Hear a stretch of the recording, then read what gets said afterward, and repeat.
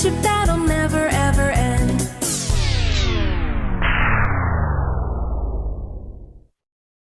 Run!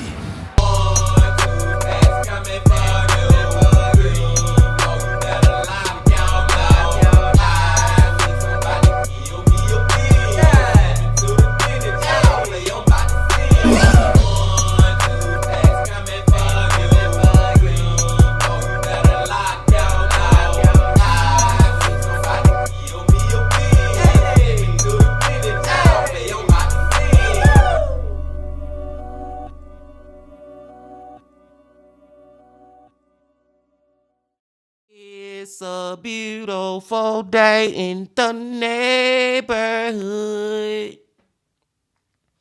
Reaction Beanie Yo 448. Day in that neighborhood. My brothers and sisters. It has been over 2 weeks since we last checked the video out from my brother from another mother. And today, we're going to check out his most recent video. He just put this out 4 days ago. And that brother from another mother is Jose Ortiz from Evil Intentions. Back to Evil Intentions, y'all. Hope y'all doing excelente out there today. And I'm glad that you came on back to the channel once again. So fuck with the bean. And the title of this video, y'all, is just freaking crazy. Windpipe crushed, violated by neighbor, just feet away from safety. The story of Tamiqua Gutierrez. I think that's how you say her last name. But the thing that just stand out more than anything from this title for me, y'all, is just feet away from safety. Now that make me believe that she was literally feet away from possibly having her life saved. You know what I'm saying, man? Like she was almost close enough to have her life saved, but it just wasn't close enough. And I think that's the thing that just gonna hit the hardest in this story. But this whole story is just gonna hit hard, man. Violated by neighbors, so it's somebody who potentially had been seeing her and maybe stalking her or had evil intentions in his brain of doing something to her way before he actually, or she, I don't know if it's a he or she, actually did it. And then windpipe crushed, a little child, you crushed a windpipe. This whole story is about to be crazy, y'all. It's about to get crazy, man. And I'm just ready to get into it. But before we get into it, my brothers and sisters, y'all know what y'all got to do. Get whatever you may need. Get what you need, please. We back to Jose Ortiz from Evil Intentions. Y'all got what y'all need. Y'all ready to go?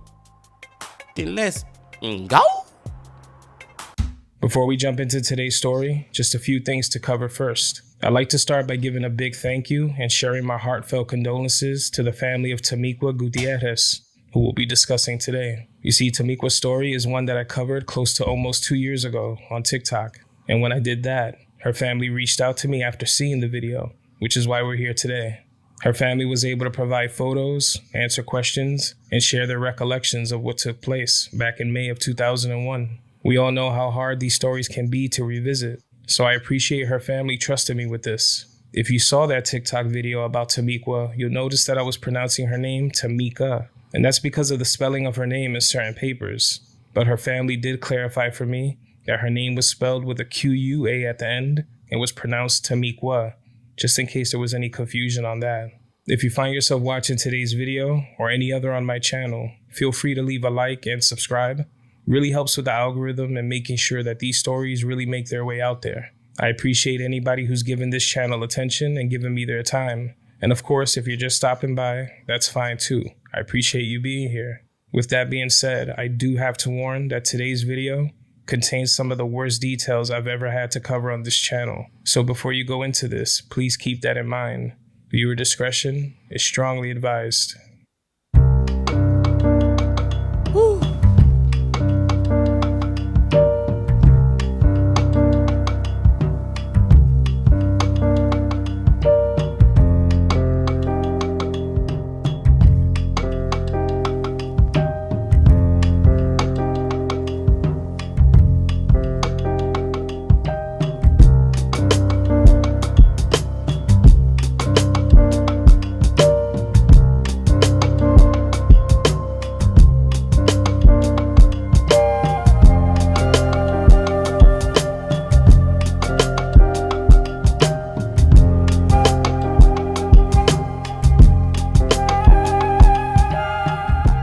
If you ever find I just gotta say real quick, y'all. Jose does such a freaking great job with his whole cinematography. He take all the pictures, video, whatever the correct terminology I'm supposed to be using. But y'all know what I'm saying, man. All those different camera shots and angles of New York and the music. Like, he do such a great job of making you get the vibe and the feel of being in New York. And he do all that himself. He actually go out and do it. So I'm gonna always just harp on that point, man, because I freaking love it. Amazing job, Jose.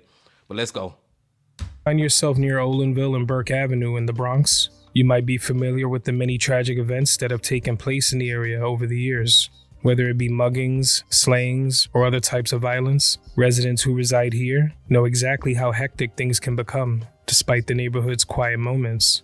There have been victims of all ages, many of whom were once headlines, but with time, so many of these types of events take place that continued coverage can be very rare, even if these tragedies are known to live on forever in the minds and hearts of loved ones. In May of 2001, residents of this neighborhood would learn the absolutely sickening details of a young child's final moments, in a case that bared similarities to the final moments of children like Jessica Guzman, Davina Henao, and Latasha Goodman. Little Jessica was found murdered along the Bronx River Parkway on Wednesday, just days before her 11th birthday. The rape and murder on May 5th of Davina Genoa caused a state Senate committee to re-examine New Jersey's parole system. A former inmate, Conrad Jeffrey, is accused of killing that child. Jeffrey had been paroled from prison 6 weeks before the murder. Their grief is subsiding. Now the family of Latasha Goodman seethes with anger. The 6-year-old was brutally raped and murdered in Asbury Park on Sunday. Police say 22-year-old David Cooper did it. They arrested the ex-convict yesterday. All children who came face to face with evil. But in this case, evil was just a few doors down the hall. Her story would leave anyone who heard it heartbroken, and the grief that many felt would be paired with anger and fury when it was learned that the monster who committed this awful crime should have been in prison long before he took this child's life. Wow. On today's episode of Evil Intentions, this is The Neighbor, the story of Tamiqua Gutierrez.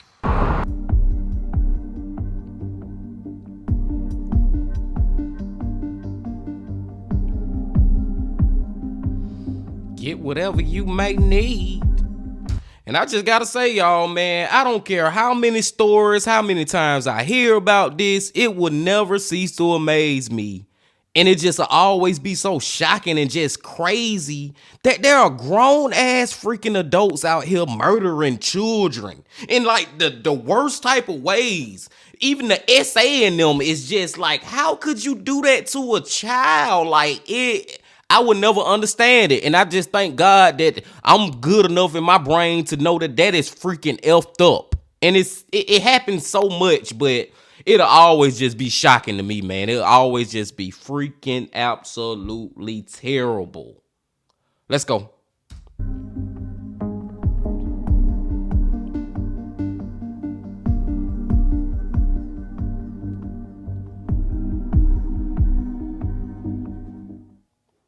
Tamiqua Gutierrez was born on October 15th of 1989 in the Bronx.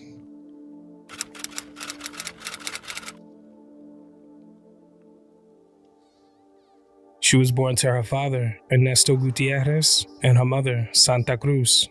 Tamiqua and her family resided on Olinville and Burke Avenue, with her father working at the Siwanoy Country Club in Yonkers, while her mother worked as a nurse at a nursing home. Ernesto had spent his whole life in the area, and he knew it well, and the family had loved ones in the borough and in Puerto Rico, where they were from. Despite this area having a reputation for being rough, it was also known for having a strong community. Neighbors who saw each other every day, coming to and from work, walking their children to school, running errands, shopping at the same local shops. People who over time would begin to greet one another day in and day out. Some getting to know one another. Others having children who might have classes together or attend the same schools. Most of those here looking to achieve the same goal, to safely raise their families and not let headlines define them. Tamiqua was a part of one of those families. Her and her family resided at 3225 Olinville Ave, an apartment building with 56 units, filled with families, and according to many who were interviewed, It was a nice place where most of the tenants knew one another and were always kind to each other. Nobody bothered anyone. Residents in the building would often see Tamiqua and her family around the neighborhood, and they knew them well from seeing them out and about every day, running errands and going to school. Good people who were known for always being together, a tight-knit family. Tamiqua was the oldest of 3 children, and since she was born, she was known for her big smile and her chubby cheeks, an adorable little girl who was loved and cared for by literally everyone around her. Some friends called Tamiqua Tammy, while family often called her by her nickname, Boo, a slight reference to Betty Boop, her favorite cartoon character. They also felt that given Tamiqua's big doughy eyes, it was appropriate. She was described by her father as a happy child who was always full of energy and had a huge sense of humor, much like himself. Like a lot of children, she found happiness in the simple things, like spending time with her younger siblings, since she loved being a big sister. She was full of love and never failed to show it, always showing affection to her family and her friends. Tamiqua also absolutely adored her family's dog, a small dog named Nini. Those in the neighborhood had grown used to seeing the child walking with her family and walking the dog. No one ever bothered her, and no one would ever even think of it since everyone knew each other. Some of Tamiqua's favorite times growing up were when her and her family would take trips to City Island when the weather got nice. They would get food and enjoy the quality time together. They would also often make the trip from the Bronx to Brooklyn to visit Coney Island. In fact, when May of 2001 rolled around, summer wasn't too far off, and Tamiqua was loving the idea of the hot weather approaching. She was an active child, so for her, the summer meant her being able to play basketball with friends, going to parks and traveling around the city, and going to the beach, which she loved. Tamiqua would attend PS 41 for elementary school, followed by MS 113 for junior high, where she made a lot of friends and did very well. She was excellent in class. She was said to be very bright, and someone who always wanted to make others happy, according to the school's principal. Her mother recalled a time when Tamiqua said, "I'm going to do good in school just for you." She kept her word. People genuinely loved being around her. She loved making people laugh, so spending time with her was easy. The approaching summer also meant that school was almost finished for the year, meaning... I'm sorry, y'all. I just got to stop it real quick, man, because I'm just looking at this picture and I'm just thinking about, look how beautiful and cute and just, I don't want to say perfect, but just amazing this little child look. Like, this is a little child. Like, how could, I know I'm going back to what I just said earlier, but how could somebody want to cause harm to her? And that just don't go for her. It go for all kids. You know what I'm saying, man? But I'm just saying, dude, look at the innocence on her face. She ain't, you just think about that she ain't even been on this earth that long, man. A couple of years, man. And it's just like, dude, I can't understand how somebody would want to cause harm to this beautiful young soul. It's just baffling. More time for friends, family, and fun. While attending elementary school, Tamiqua was walked to school just a block and a half away. Her parents kept a watchful eye over her and her siblings, knowing of the dangers that presented themselves in the area. Since young, Tamiqua and her siblings were taught to never trust strangers and to be aware of their surroundings. It wasn't until the start of junior high when Tamiqua began walking to school by herself, sometimes taking the subway the short ride with others. She was always safe and mindful of things going on around her, and MS-13 was only 5 or 6 minutes away. She would often take the short walk with classmates, stopping before and after school to get snacks and drinks. Tropical Fantasy iced tea was one of her favorites. Anyone who got to know her felt like a friend to her. Even at her young age, she knew it was important to be kind. According to her father, Ernesto, a strong support system and tight relationship with family and friends was absolutely essential, and she was loved and protected by everyone. By May of 2001, Tamiqua was getting ready for final exams at school, and summertime right around the corner. Grade 6 was almost officially over. Mother's Day was also quickly approaching, so she made sure to get her mother a gift, and she hid it somewhere in their house so that her mother wouldn't find it. She was thoughtful that way. But on Tuesday, May 8th of 2001, Tamiqua would venture from her school to her apartment building for the last time. because she would cross paths with pure evil. And unbeknownst to her family and the rest of the building, the threat was much closer than anyone thought. On that morning, Tamiqua got ready for school, spent time with her family, and was ready to see her friends in class. She put on her book bag and said goodbye to her family, making sure to kiss her father on the cheek before she left. She would have a normal day at school, and as it came to an end, she was ready to make her way back home. Classes normally let out at 2:30 in the afternoon. On the days that she decided to walk to and from school, Tamiqua would normally make the trip with a friend, both going to school and coming back home. But this afternoon, Tamiqua was last seen by her friend during 8th period class. She was a few minutes late after class let out, so she assumed that Tamiqua left, and so she did the same. Tamiqua made her way home like she did many times before, and she made it to her building. She was last seen by a resident entering the building by herself. Nothing was wrong. She entered the elevator and hit the 6th floor to where her family's apartment was. But after exiting that elevator, she would never make it back home.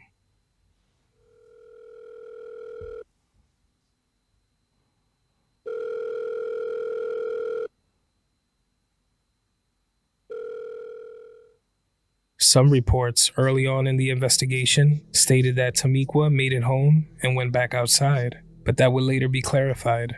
It was close to 3:30 p.m., and Tamiqua still hadn't made it home. Her father expected her to be home around 3:15, like normal. He immediately knew something was off. She never took too long to get home, so he made a phone call to her mother, letting her know that Tamiqua still hadn't arrived. It was around 3:40 p.m. when Ernesto hung up the phone, and he heard a commotion in the hallway, the sounds of movement and voices. He rushed to the front of the door and opened up, and when he stepped outside, someone would tell him that a woman overdosed in the hallway and she was dead. She was lying on the stairs that led up to the roof. Ernesto's eyes focused on the person's body. She was lying face up, and that's when he saw a gold chain, a thumb ring, and a pair of sneakers. He'd seen them before. They belonged to Tamiqua. This wasn't a grown adult. It was his 11-year-old daughter, lying on the ground, nearly lifeless. He could barely... Are you freaking kidding me? I did not expect this. I'm thinking that whoever did this to her kidnapped her and took her into their apartment. This mother did it out in the open, out, in the lobby or whatever you want to call it, the corridors to get into the apartments, man. So whoever did this, it seems like they don't even care about getting caught. And who is this talking about? Some lady freaking overdosed on the steps. It's pretty easy to distinct old lady from an 11-year-old, first of all. You know what I'm saying, man? So that kind of made me think, does this witness have something to do with it?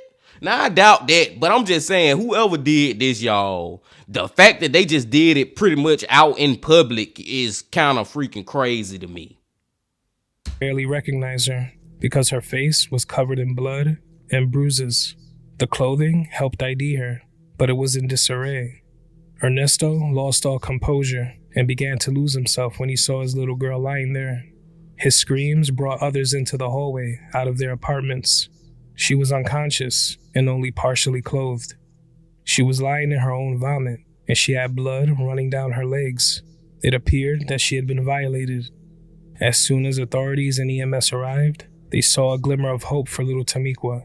She was rushed to Montefiore Medical Center, and on the way there, EMS workers worked on her the entire time. But it was too late. She was pronounced dead shortly after arriving at the hospital.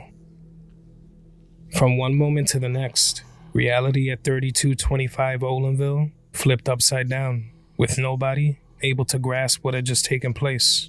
Word made its way around the building, and the details were shocking to everyone. Children who were just returning home, some of who knew Tamiqua, were immediately devastated by the news. The entire building and surrounding neighborhood was torn apart by the details as they poured out, and the evening went on. I know that elfed everybody up in that community. Like in that apartment building and all that, the surrounding areas, because what Jose was telling us, it's one of those type of neighborhoods or communities, whatever you may have you, where everybody kind of pretty much know everybody at least familiar with everybody's face in a way, you know what I'm saying? If everybody don't know everybody knows someone else who know that person. Y'all get what I'm saying, man? And it didn't seem like a crazy place. All the kids play together, that type of environment. So I know that this just crushed that whole community. And this is the thing that I really want to get to by saying all that. Even though the community was all good and all that, even though everybody seemed like brothers and sisters, there is always a strong possibility that is that one evil mother in the bunch. It's always that one bad apple in the bunch, my brothers and sisters. And whoever did this, boy, I hope they get life in prison. Please, God, let them get life in prison. At least. Night filled with cries and distraught loved ones in complete disbelief. As the sun began to set over the Bronx, darkness blanketed the city, and many would rest their heads on this night thinking of what happened to Tamiqua, overwhelmed with a sense of confusion, shock, and fear, despite remaining strong, despite trying to tuck it away in the back of their heads. It was just far too soon, and there was still no explanation for who did this. Ernesto would wake up the next morning to the realization that this wasn't a bad dream. He would begin to cry when realizing his daughter really wasn't here anymore. The day after Tamiqua's life was taken, the Gutierrez household was filled with family and friends who all rushed there to provide support and learn of what happened. Her younger brother had a hard time sleeping that night, even though it was long past his bedtime. He was only 6 years old and too young to really understand everything happening. But what he did know was that his sister was gone. Support from the community meant a lot. Everyone from her classmates to co-workers visited the home to offer their condolences. Relatives who are as far as Puerto Rico immediately made the trip to the Bronx to be there. Even strangers visited the building when they heard the awful news. The front of the building had a large set of carnations in the shape of a heart that was hung above the front door. The inside of the building in the lobby had a memorial that was growing larger and larger by the hour, with many candles, flowers, balloons, and handwritten postcards and notes from her friends at school. The students who attended the same school were both devastated and terrified at what happened. Grief counselors were brought in to help the children cope. They were sent to both PS41 down the street and MS13, where she had been currently attending. The principal at MS13 knew how important it was for the kids to properly grieve. They had a testing class lined up for that day, but it was canceled. Instead, the students were given the chance to express their pain by writing letters and making art for Tamiqua, messages and artwork that described the good times when she was still here. They wanted to show how much they cared and already missed her. One poster read, "We will always love you. We hope you like it in heaven." Another said, "We miss you on the block. It's not the same without you, baby." The savage nature of the crime left a paralyzing fear in many parents and children who now had second thoughts about walking home alone. They feared entering their own buildings. They couldn't get it off their minds, and who could blame them? One kid was quoted as saying, "It feels like a dream. They're trying to tell you to cheer up, but it's not gonna work. Everybody's crying and screaming." Up to 100 kids would leave MS-113 that afternoon, making their way to Tamiqua's apartment to leave their creations. Outside of the building, big crowds gathered in the street, many from the area, others traveling from outside the borough to pay respects. News vans were parked near as reporters gave updates from the scene. Drivers and vehicles could be seen slowing down as they approached 3225. A neighbor sold shirts from a van in memory of Tamiqua, hoping to raise money to give to the family to help pay for funeral costs. And as all this is going on, y'all, none of these people realize or know that the evil is right there. The person who did it is literally in this apartment complex, man. That right there make you want to never let your kids walk home again. Seriously, man. I feel for everybody in this story, everybody, because I truly believe Tamiqua had some family and friends that really freaking cared about her, and it's hit all of them hard. Let's go. Wore the shirts with her face on it, sitting on cars and milk crates outside, waiting for any information on an arrest, hoping that police would quickly close in on the monster who did this. A $2,000 reward was put up for any information about Tamiqua's death. Friends and neighbors went around the area collecting funds, hoping to raise another $5,000 to add to the current reward. Children played in the street, briefly forgetting why they were there. The community coming together was a welcome distraction. Her family and the community demanded answers, but what they didn't know was that authorities already had their eyes on a suspect, and he was much closer than they thought. The afternoon Tamiqua's body was found, the investigation quickly began. They looked for anything that would help them retrace her last steps. They spent the rest of that day canvassing the area. It was here that in the courtyard in the back of the building, at the bottom of a trash can, detectives found a set of keys. Attached was a keychain that read, Tammy. In another section of the courtyard, they found her book bag and a pair of earrings. It looked like someone had thrown them out of a window. When they went back to where her body was found, a trail of blood and vomit went from her body along the floor, and it led them to apartment 6E. The apartment... Oh, okay. Now this make a little more sense, so to speak, because I was like, what the, you did this out in the middle of the freaking apartment complex where anybody can come out their door and see what the hell going on? Like you was that bold with it? But what he did kidnap her, probably grabbed her into the apartment. Then after he did all that terrible stuff to her, then drug her body out and left on the steps. It don't make it no better, but it kind of make more sense to me. If that makes sense to y'all. Let's go. Door and door handle also had vomit on them. Police knocked on the door and a man opened up. His name was Clarence Moss, a former Port Authority maintenance worker and a neighbor who lived only 2 doors down. They spoke to him and told him that a dead girl was found not too far from his front door, and there were signs that she might have been here. He denied knowing anything about any girl and said he was asleep when they knocked. It would be a little while later when Moss's wife got home from work and detectives asked for permission to enter the apartment, to which she agreed. Moss again stated he wasn't aware of anyone being attacked or whatever took place, but one of the detectives with a sharp eye noticed a small drop of vomit on a mat. All signs led here. They would ask Moss to come with them to the police station for questioning, and surprisingly, he agreed. While he was being questioned at the station, detectives obtained a search warrant to further investigate the home. They returned to apartment 6E at 11:27 p.m. that night, and what they found was disturbing. They recovered a bed sheet, a sock, a pillowcase that were all stained with blood and vomit. They also made sure to cut the piece of mat where the drop of vomit was seen earlier. Moss was questioned for a total of 41 hours, where he tried to tell stories and denied having any role in this heinous attack. During the interrogation, detectives would also notice stains on Moss's pants and his sneakers. Those were also vomit, mixed with other DNA.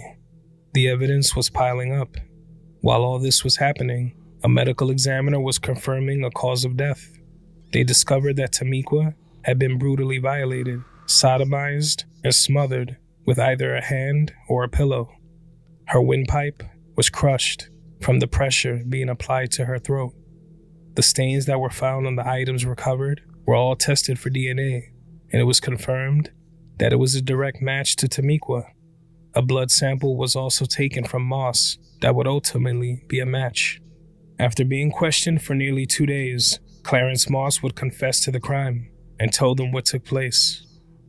Now you want to confess to it, dude? You should have just confessed from the beginning. Like, all the signs were there. You really ain't really give a damn about trying to hide it for real. You literally left a literal blood trail from your front door leading to the stairs, dude. And vomited at that point. This dude fucking Moss make me want to vomit. Like, this dude is freaking disgusting, man. And to sit up there and lie about it, knowing that the police got all this irrefutable evidence against you, dude. You literally got her DNA on your shoes and on your pants. But you asleep, though. You don't know nothing about no killing. Go to fucking hell. Go to the worst part of hell, matter of fact. with gasoline draws on. Let's go. On the afternoon of May 8th of 2001, Tamiqua came to her building and got out of the 6th floor elevator like she did every day. But this time, she stopped at apartment 6E, 2 doors down. She knocked on the door and Moss opened. The reason for Tamiqua knocking on his door was that she was good friends with his grandson. He had been to Tamiqua's apartment plenty of times in the past to play, but she had never spent any time in Moss's apartment. According to her mother, she was never allowed to go over anyone's place without their knowledge, but she never went with that intention. She went there looking for her friend, looking to see if he would come over to play later, and it was Moss who pretended his grandson was home and brought her inside. He was said to be binging alcohol and high on crack the entire day. It was here that he took Tamiqua into the bedroom, where he violated her, beat her, and crushed her throat so she couldn't scream. In an attack they believe lasted about 30 minutes. He then tried to get rid of her belongings by throwing them out of his window into the courtyard, dumping her keys there later. He then carried her body from the room, out of the apartment, and into the building's hallway, attempting to drag her up the stairs so he could leave her on the roof. He heard someone coming and became startled, so he left her body halfway up before running back into his apartment, leaving her for dead, only feet away from her own front door. The most sickening crime that anyone here had ever been this close to. He was charged with first-degree murder as well as violating Tamiqua. After his confession, Moss was led out of the 47th precinct in handcuffs, and outside of the precinct were friends, neighbors, and strangers all screaming at the top of their lungs, calling him a murderer, reminding him of the monster he was. The anger and raw emotion couldn't be put into words. Everyone demanded that he pay. Before He better pay, goddammit. And I just want to say one thing about what Jose said, y'all. The fact that he had been drinking and was smoking crack all day. I don't give a fuck about none of that. That does not excuse what he did. But the thing is, you know how they say that a person who's drunk, that's how a person really is? That's how he really was, regardless of if he drunk or not, man. It just brought it up out of him, being high and drunk. But that's who he really is in his core. That's the monster that he was. And that just made him decide to act on his evilness. And this don't, I thought it was going to be premeditated, but it don't seem too premeditated. It just seemed like he just happened to act on impulse in that moment. And the freaking drugs and alcohol does not excuse it at all, man. he did this, the building was known as a place where everyone was friendly and everyone was safe. Many rallied behind the family, expressing that this person needed to be punished for this. When Tamiqua's parents learned of who was responsible for taking their little girl's life, they were taken completely off guard and understandably very angry, and they felt vengeful. They couldn't believe that anyone would do this, especially the next door neighbor, someone they'd seen coming and going, who often said hello, someone whose grandson spent time in their home with their daughter a lot. Nobody expected this. His grandson spent so much time at Tamiqua's home that not too long before this, Tamiqua's mother put a stop to the visits, not because she felt anything was wrong, but because it was starting to disrupt the family's daily routine. She felt that some space was needed. The frequent visits from Moss's grandson is what likely made her feel so comfortable knocking on his door. There was no known danger, although there were moments where Tamiqua's mother would catch Moss staring at her and her daughter. But there were no other signs. All she could do is make sure that their children knew to be safe and keep their distance. Her heart was completely broken. She was quoted as saying, "Don't trust anyone, even if they're your friends. They ask what happened, and they say they're sorry, but it's so painful. I tell them, watch your kids. You never know what people are up to." Before this, her, Ernesto, their kids, they didn't have these fears, but the reality of the tragedy settled in fast. Word had already reached Tamiqua's parents about a neighbor being suspected before it was made public, but the official confirmation made it all too real. "How could he do that? How could he hurt my baby?" said Tamiqua's mother as she sat being interviewed, angrily clenching her teeth with tears in her eyes. The family now knew the truth of who did this, but the road to healing wouldn't be easy. It was only the beginning of dealing with this unbearable pain they all felt. Ernesto and Santa knew they had to remain strong for the rest of the children, and they did exactly that, fighting their way through all the different emotions and trying to remain focused on getting justice for their daughter, the hardest obstacle they would ever face. But more outrage would soon follow when details of Moss's criminal past were made public. It turns out that Moss had a criminal history that included arrests for assault, weapons possession, and other serious crimes, but one in particular stood out. In 1998, Moss faced a judge after he was charged with slashing a woman's throat. He was facing charges of attempted murder and aggravated assault, but for whatever reason, the Philadelphia judge would find him guilty of 2 lesser charges, and he was sentenced to only 4 years probation. Well, goddamn, here we go with the BS again, man, with the police effing up, dropping the ball, fumbling the bag. Seriously, man. This could have been prevented. Like, dude, the man is literally charged or suspected of slicing a woman's throat and some other craziness. Plus, he already got a crazy criminal history. But then y'all just give him some lesser charges and he back out on the streets.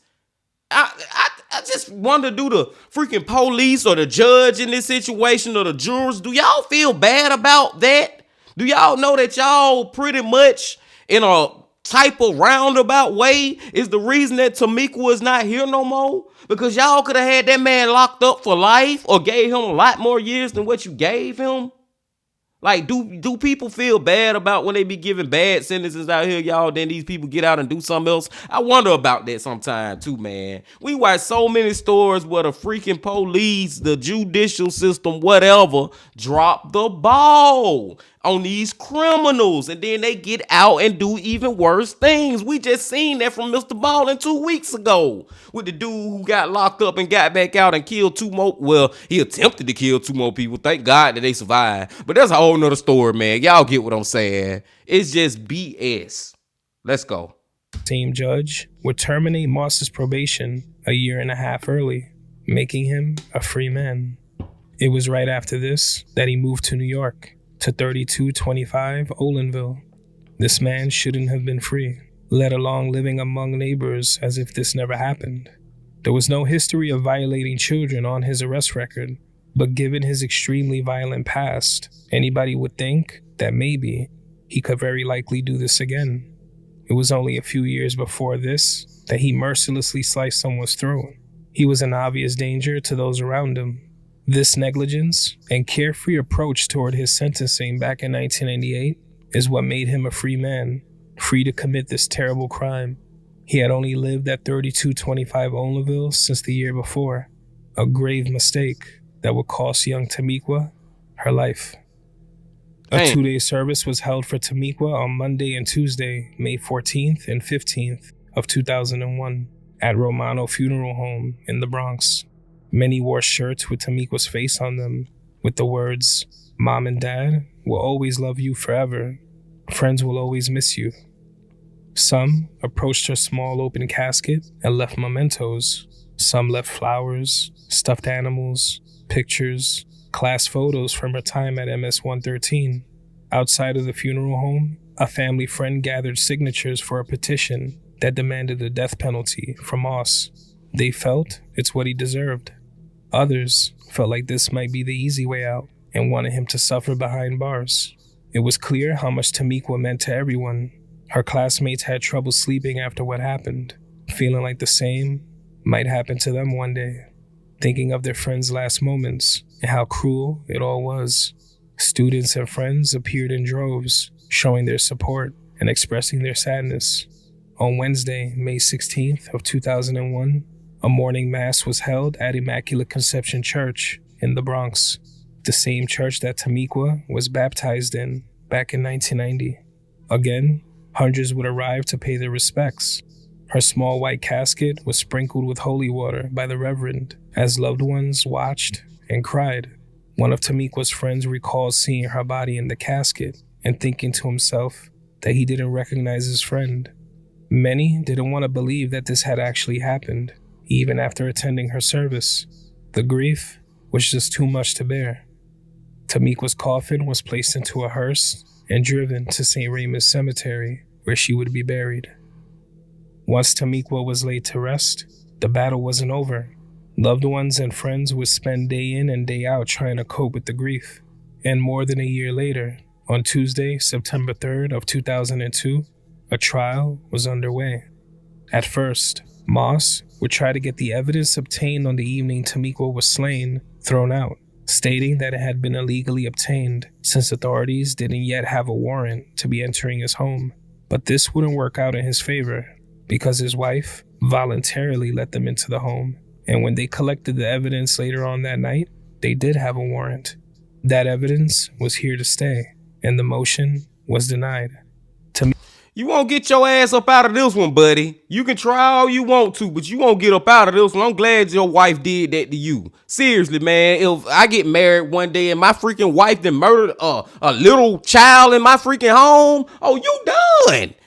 Period. I'm not going to try to protect you in any type of way, man.